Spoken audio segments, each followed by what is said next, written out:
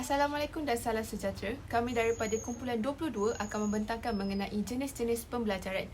Terdapat 4 jenis pembelajaran iaitu bentuk, bidang, kaedah dan peringkat.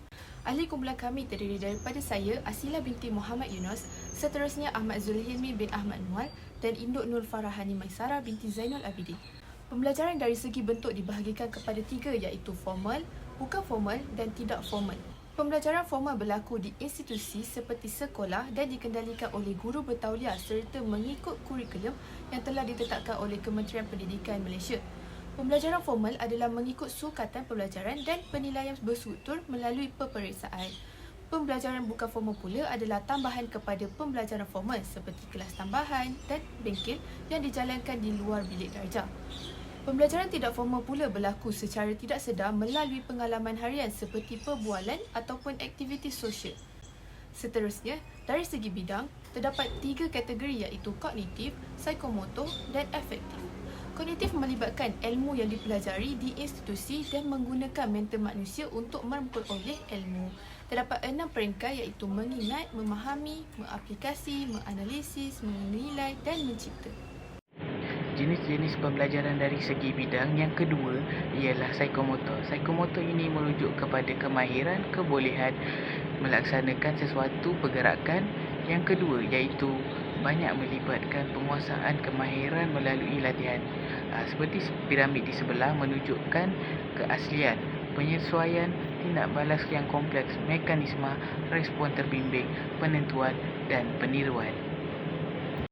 Jenis pembelajaran dari segi bidang yang ketiga iaitu afektif.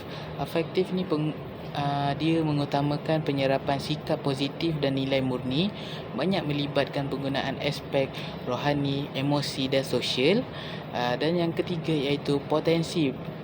Pelajar dari segi rohani, emosi dan sosial dapat diperkembangkan seperti yang berada di dalam piramid sebelah iaitu menunjukkan perwatakan, organisasi, menghargai, merespon dan menerima. Seterusnya kita akan pergi kepada jenis-jenis pembelajaran dari segi pelbagai kaedah. Di sini terdapat 6 kaedah.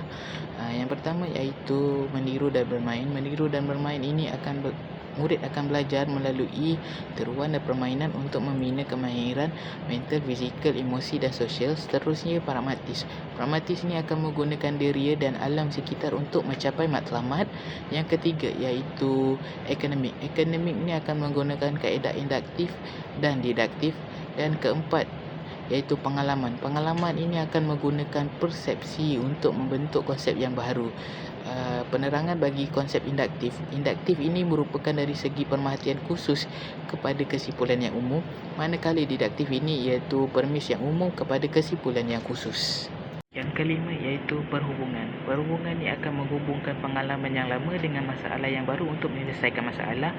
Dan yang akhir sekali, yang keenam, iaitu praktis. Praktis ini ialah pembelajaran melalui aktiviti fizikal dan mental secara langsung. Menurut Robert M. Gagne, dalam bukunya Essential of Learning for Instruction, Gagne membahagikan pembelajaran manusia kepada 4 peringkat dari yang paling asas hingga yang paling kompleks. Berikut adalah penjelasan peringkat-peringkat tersebut dalam konteks pembelajaran matematik.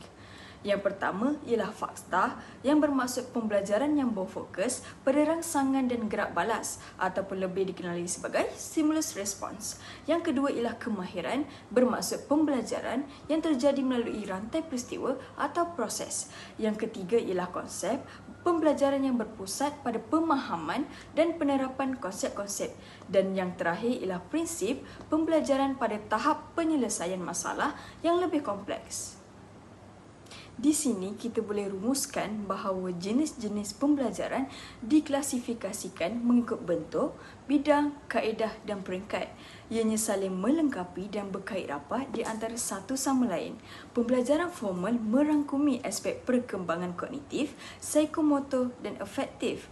4 peringkat pembelajaran Gagne berkait rapat dengan 6 cara belajar yang disarankan oleh Rayburn dan Foch. Hal ini menunjukkan bahawa betapa pentingnya untuk mengkaji jenis-jenis pembelajaran secara sintesis dan tidak wajar memisahkan kajian mereka secara terasing. Sekian, itu sahaja daripada kumpulan kami. Terima kasih.